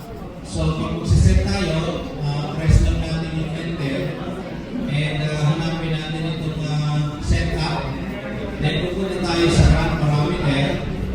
Papasok natin yung default password na 1, 2, 3, 4. Yan, 2, 3, 4. Ayan, so pagkatapos yan, hahanapin natin yung meter, no? Kasi Kaya meter ang ating i-on dahil gumamit tayo ng Distron meter. Pero kung isa lang na unit, no, itong limiter yung ang i-on natin. So, since naka-meter tayo, naka-Distron meter, i-on natin to. Pag i-on natin yan, kailangan na makita natin na isa lang yung arrow. Pero i-press muna natin yung meter para makita natin yung isang arrow. Tapos kapag lumabas yung code niyan, sa pamilitan nito, page down, kaya page up. Ayan. So, pagka na-lock na natin, babalik tayo dito sa enter at kailangan lumabas yung dalawang arrow. Ayan. Pag lumabas yan, nahanapin natin yung okay. So, down lang tayo. Ayun. Kailangan na makita natin yung okay, saka natin i-press yung enter, ibig sabihin, na-save natin yung ginawa natin. Kasi kung hindi natin makahanap ng okay na to, ibig sabihin, hindi natin na-save yung kaya niya. Kung hindi natin nakita, balik tayo. Grab parameter, pasok tayo. 1, 2, 3, 4. Ayan. Balik tayo dun sa may grab parameter. Ayan. So, hindi natin nabago kanina, pero di ba, naka-off ito. So, ganun din ang gagawin natin dito sa slave, no? So, set up, run parameter, pasok ng password, default is 1, 2, 3, 4. Ayan. So, pupunta tayo dito sa meter on. Dito sa meter on, gagawin natin yung pagsaset ng height rate ng GTI power level. Long press natin ito. Long press ang enter. Yan. Para makita natin yung quantity, no? At saka yung shunt. Kagaya nito. Naka-shunt master ito kapag ilagay natin siya sa slave. So, press natin yung enter, then page up and down lang tayo, hanapin natin yung slave. So, slave yan, then balik tayo rin sa enter, at yan, okay na yan, then balik tayo rin sa meter on, titignan natin kung ilang piraso naman, no? So, makita nyo naka-slave na, pero hanapin natin kung ilang pieces. Since dalawa lang ito, dapat 2 yung quantity na ilalagay natin dito, yung shunt quantity. Ayan, shunt quantity. Since 2 na yan, dapat ganun din ang gagawin natin dito sa master. So, paano tayo pupunta doon? Kailangan long press na dun sa meter. Ayan. Hanapin natin yung shunt quantity. Ayan. Tapos ito, gagawin natin. Lagay natin sa master, MST. Master, ibig sabihin. Ayan, then save natin. Check natin kung na-save. Balik lang tayo doon. Press yan. So, magpaparallel na yan kasi ito yung master, ito yung slave. Tapos yung shunt quantity, kailangan dalawa. Kung dalawa, kung tatlo, 3 yung ilalagay natin. Okay. Meron pang isa dito, yung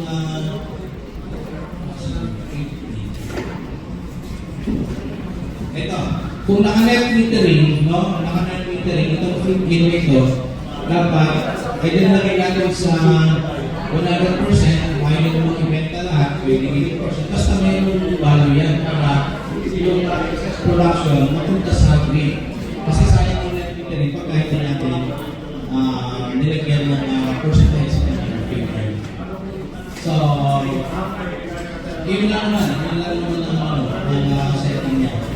So, ulit ito ha, punta tayo sa set ngayon. Punta tayo sa set up. Okay. Press natin yung set up, then sa parameter, magpasok tayo ng password. Ayan. 1, 2, 3, 4. Then, hanapin natin yung meter kasi magamit tayo ng Distron meter. So, kailangan na ako dito. Okay. So, ngayon, kung isa-set na natin yung parallel niya, long press natin itong enter. Yan, then hanapin natin yung shunt. Okay, okay natin na mouse there. And yung slate, ay yung shot mo. Yeah, shot mo.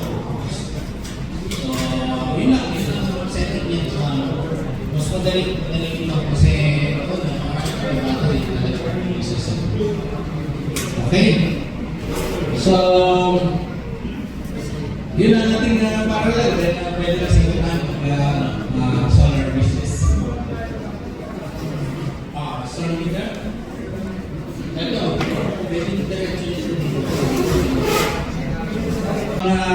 Solar enthusiast yung nandito, hindi yung solar installer. Alam ko, primarily, hindi yan ang naging business nyo. Alam ko, merong CCTV installer din dito. Merong refrigeration, air conditioning. So, kung i-extend din nyo, tama-tama ito. Bakit nga po dumarami yung business nyo, no? Dumarami kasi, tatlo, dalawa, sinagot pa ang solar. Dahil kapag nag-i-install kayo ng mga aircon, tinatanong kayo? Tinatanong kayo? Dahil sa amin,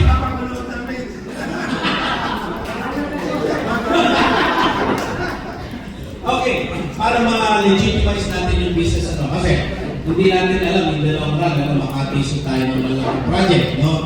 At pag nakatisip tayo ng malaking project, mayroong mga mandatory requirements yan. Okay, mandatory requirements para malaman na legit yung ating business. Kasi kung sole proprietor ka, mayroong limit or amount of contract na pwede kang pasukin ng sole proprietorship, no? So kung partnership, basta yung tinatawag na commercial partnership,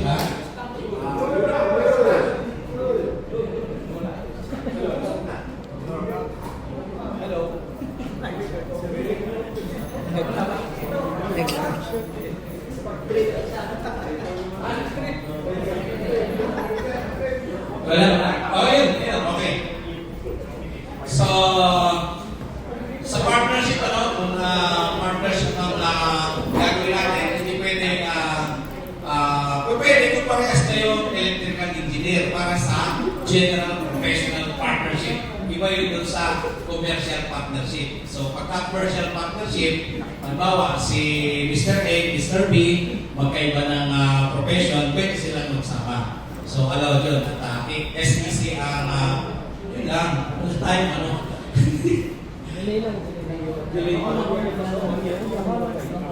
Okay. So,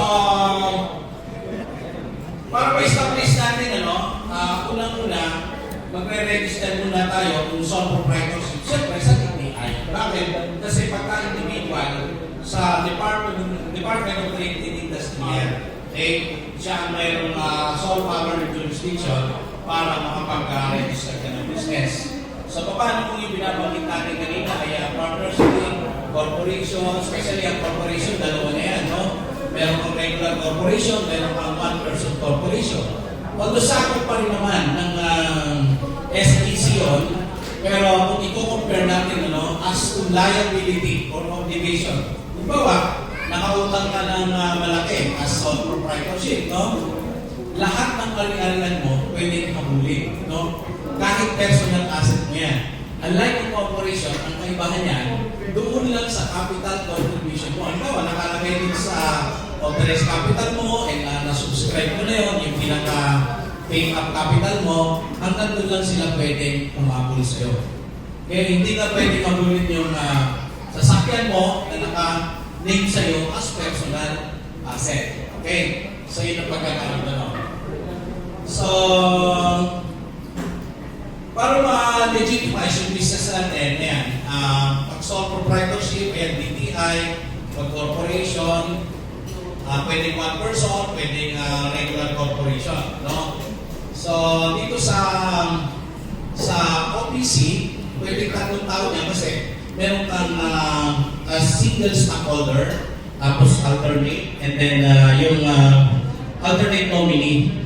So, tatlo kayo dyan pwede kayong allow.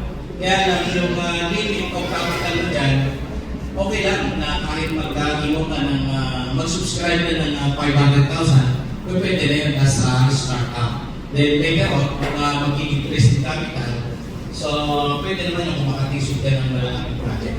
Basta ang sinasabi natin dito, kaya dapat legitimate yung business mo at saan ka pupunta para mag-register. Okay? So, additional, itong sa BIR, hindi ka pwedeng tumakas, hindi ka pwedeng hindi magbayad ng tax. Pero kung wala kang operation, na-establish mo na yung business, galing ka na sa DTI, bigyan ka na sa certificate. By the way, madali lang, no? Pagka mag-DTI ka, tapos ang goal mo ay sa entire Philippines, dapat national yung category mo.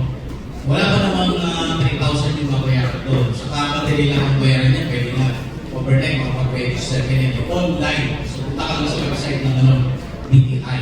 So, madali lang yun. Then, pagkatapos na yun, kung halimbawa, okay na yung DTI mo, okay na yung SPC mo, hindi ka makakaligtas kahit BIR. So, unlike noon, bago ka pumunta sa local government unit para mag-register ng business mo kung saan located ang office mo, kinakailangan pa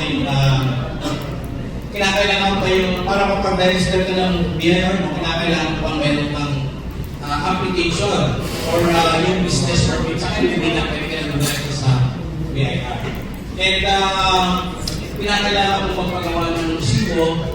Kaya pala lang kung cut-off kasi yun tayo hindi dapat tayo lalagay agad o mag-impose ng VAT kung hindi natin nalimit yung tinatawag na yung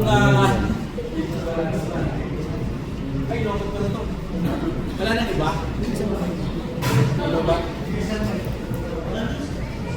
Okay, meron kasing threshold din Pag more than 3 million ang iyong revenue in a year, no? Subject ka sa VAT, required na mag-register. So, kung makakakuha ka na ng project na nag-require ng resibo, yun ang kailangan mo gawin. So, batable ka. So, i-add mo yun kung halimbawa nakapagawa na tayo ng quotation, kung 300,000, magkakaat tayo ng 12%. At siyempre kung yung client natin, hindi lang resibo.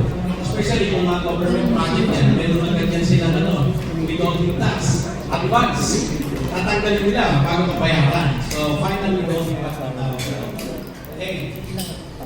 So, kung halimbawa, nagre-require ang government entity ng TOP, pwede naman yan. Pero tayo na maliliit, pwede optional yan. Pero kung malaki yung project, ay ng mga solar farm, nire-require nila yan. So, yung registration sa TOP. Kaya meron kang lima na government agencies para ma-legitimize yung business mo. Okay? So, paano natin makakonvince kailangan sa present and proper information natin para makakuha tayo ng client.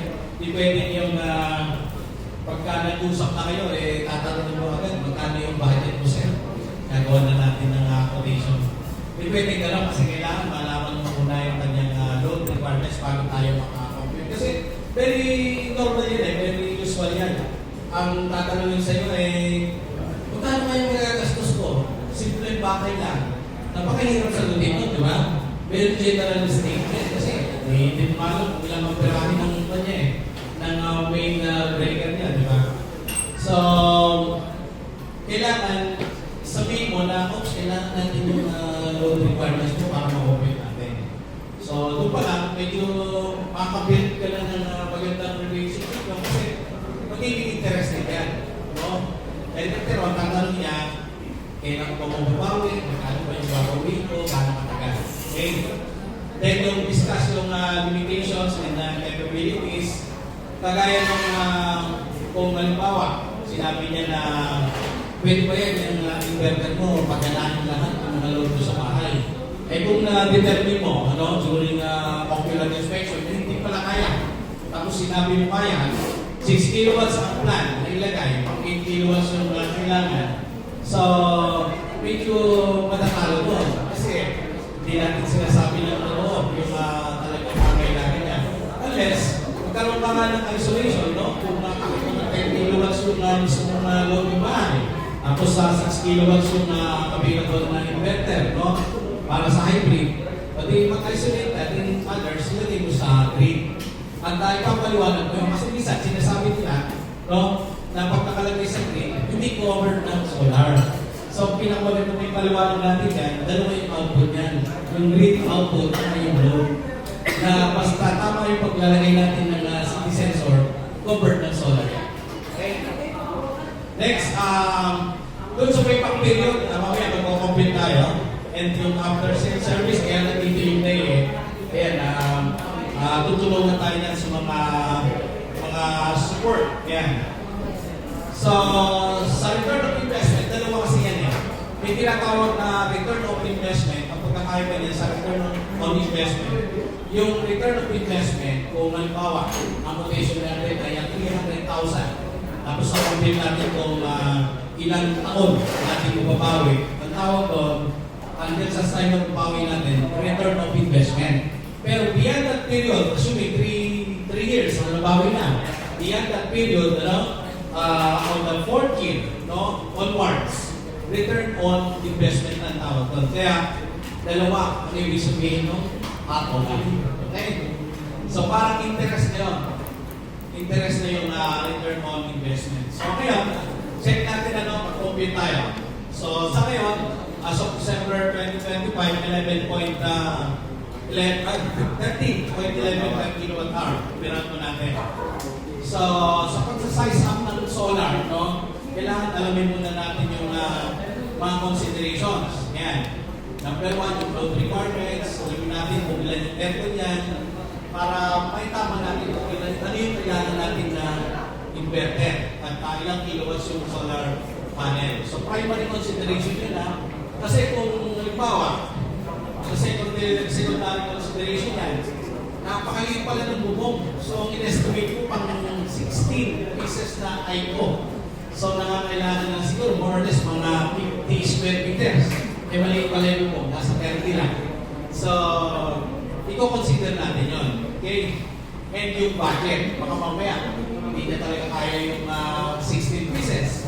At minsan, sabihin na hindi niya kaya yung 300 ampere hours sa battery. Pwede later on, magpa-battery siya. So, ito-consider natin yun, yung startup budget. And yung orientation, shading, yung angle. Ito ang pinakamatindi, itong under consideration. Kasi, approval from the law. Bakit? Because our wife is the law. Tanungin ko muna ng misis. Okay. So, yun ang matindi daw. Pagka, halimbawa, nag-uusap na kayo, medyo maganda-ganda naman, marami na akong information na nag-relate sa kanya. Ba't ang may sasabihin mo na kay misis. So, pino-consider yun. Okay? So, subukan natin mag-size. Halimbawa, may dalawang aircon at tumatakbo ng 6 na oras. Ayan, total kilowatt hours niya ay 13.4. May rep, 24 hours running, 15 pieces na lights, 16 hours na running.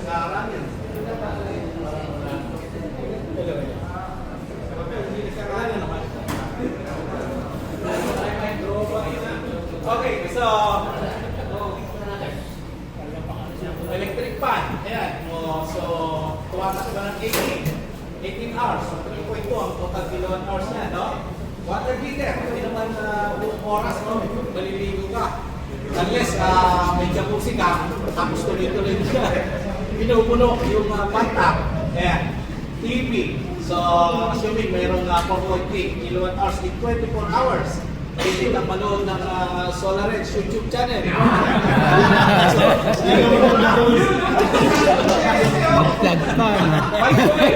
Microwave, 600 watts lang, di ba? So, itong others na to, pwedeng kasama yun doon sa Wi-Fi. So, hindi naman masyado yung charger ng cellphone. Okay. So, total kilowatt hours mo, nasa 25.3. Ngayon, ang question, para malaman natin yung inverter sa size ng panel, ano ang pan-divide natin yan? Anong tawag? Sunpeak. Muntik sana kung sinabi ng 500. Tama, sun peak hours. Ang ginagamit natin based on global air gas, 4.5. So ngayon, meron pa 5.6, 5.6. Ngayon, sa 5.6 na yun, pwede kang gumamit na 6 kilowatts, 6 kilowatts na inverter. So, i-consider natin ngayon yung costing. Okay, costing natin, inverter, 42,000. Solar homes, yung dati pa ito 85,000. ICO panel, Pinakamataas sa efficiency, 67. Ngayon, ako, ang ginagawa ko para mabilis ang computation, kasi siyempre, ang gusto ng client yan, mabilis din ang sagot. Kinocompute ko muna yung total major materials. Kinocompute ko muna yan. Tapos, yung accessories kasi more or less, nasa 21 to 22% ito ng total major materials mo. Kahit hindi ka na muna mag-itemize. Kasama niyan mga solar kits, mga controls, kasama na yan. No? So, nasa 21 to 22% ang rate. Okay. So, yung labor, ito, nausap ko si Sir kanina.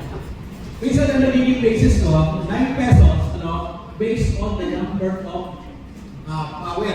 No? Yung kagaya dito, itong 12 pieces na to, 7.8 kilowatts yan. No? Kung halimbawa, okay na kayo, pauwi ka na. Okay na kayo sa 12 pieces at 7.8 kilowatts.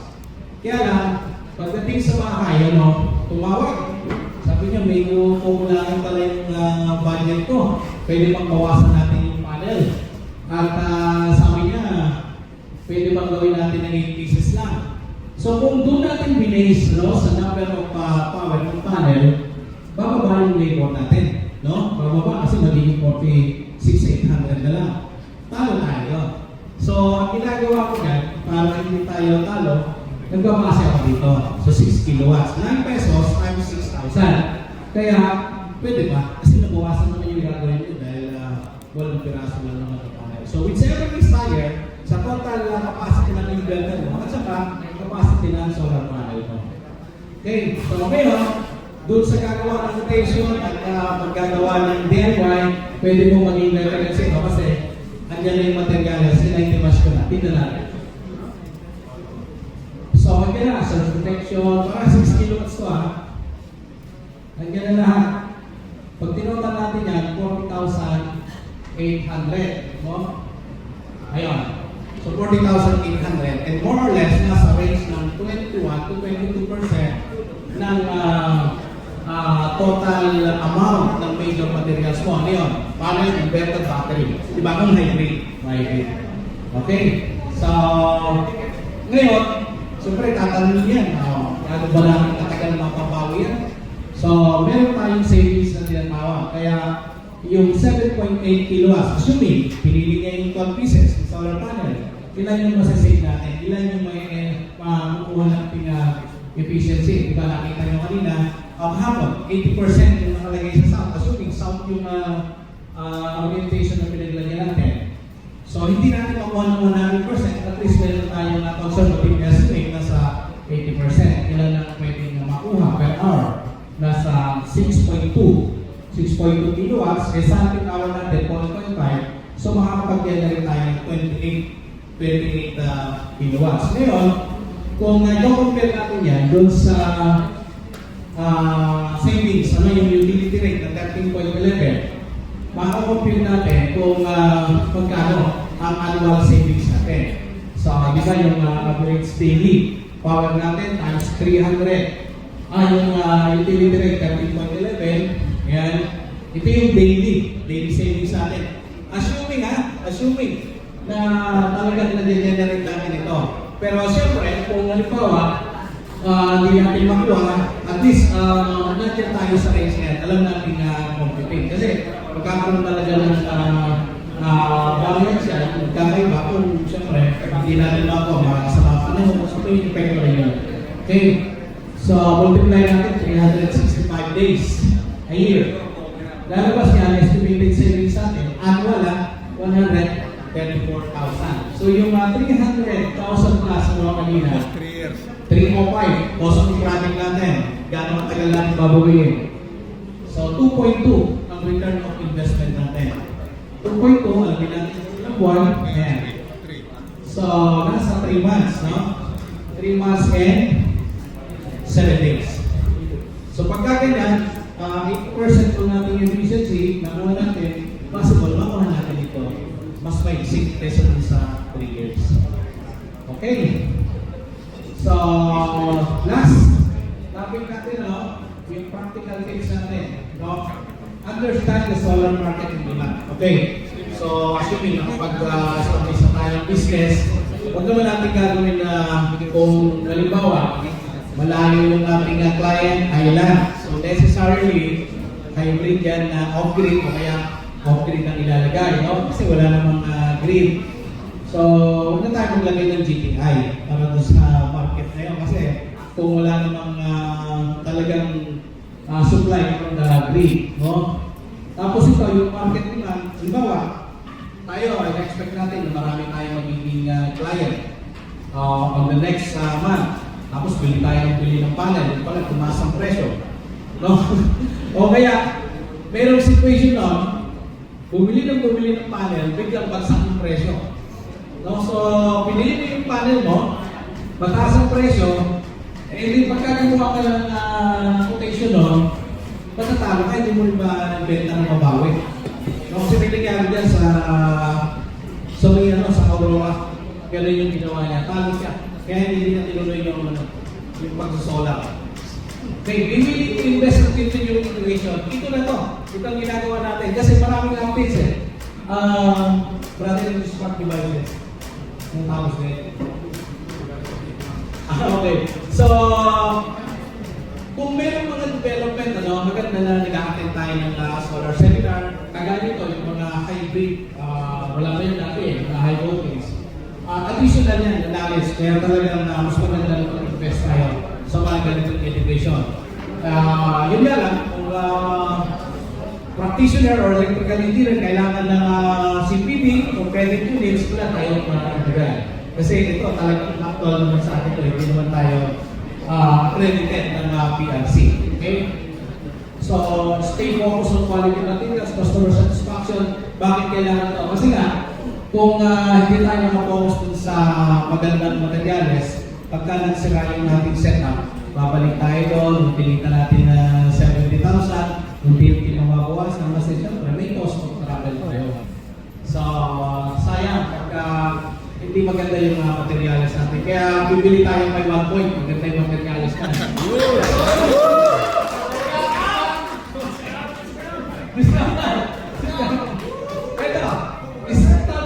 Strategic partnership. Bakit yan? Baka sakali, meron kayong baguhang malaking project, hindi mo kaya. Pwede dyan sa katabi mo, medyo marami siyang tao, marami siyang pagtawag. Pwede mo pagtulungan niya. Kaya, kaibiganin na niyo yung mga katabi mo. Ang solar farm. Okay? So, kailangan yan. Establish strategic partnership. Ito ang matindi. Publicize the work and adapt marketing strategies. Huwag naman yung nag-post yung 2 years ago, no? Yung kanyang inverter ay ang brand, basta may brand yun na talagang lagi niyang pinagmamagaling. So, pinost niya, nag-picture pa, selfie, tapos may caption, salamat sa tiwala. Tapos yung background, araw-araw sipag lang. Pero kung titignan mo, yung connection ng kanyang input ng grid, sinasaklan doon sa may sa outlet. So, paano ka dyan? So, kung na ipapublicize, kung na i-post, kung gano'n lang din naman. So, maganda yung ginagawa. Si Sir kanina, gusto niya ipapublicize yung kanyang business. Pwede rin sa Reels. Tingnan mo. Ito actual to. Kung sino nakakilala kay Pedro Solarista. Sa Reels yan eh. Sa Reels. So, part ng marketing strategy niya. Huwag lang sabi mo na ipopost mo yung gawa mo, tapos sasaksak mo lang yung connection mo doon sa mismo outlet. Kasi mababa lang yun, nasa 20 amperes na yun eh. Siyempre kung ganito hybrid o kaya 6 kilowatts, nakapasok tayo sa capacity ng inverter. Okay, so yan tapos ang ating solar seminar at graduation ba tayo? Okay, sige, congratulations sa inyo. Yeah. At may sasabihin ko yata, explain ni Sir Jason, yung ayun, yung voucher natin.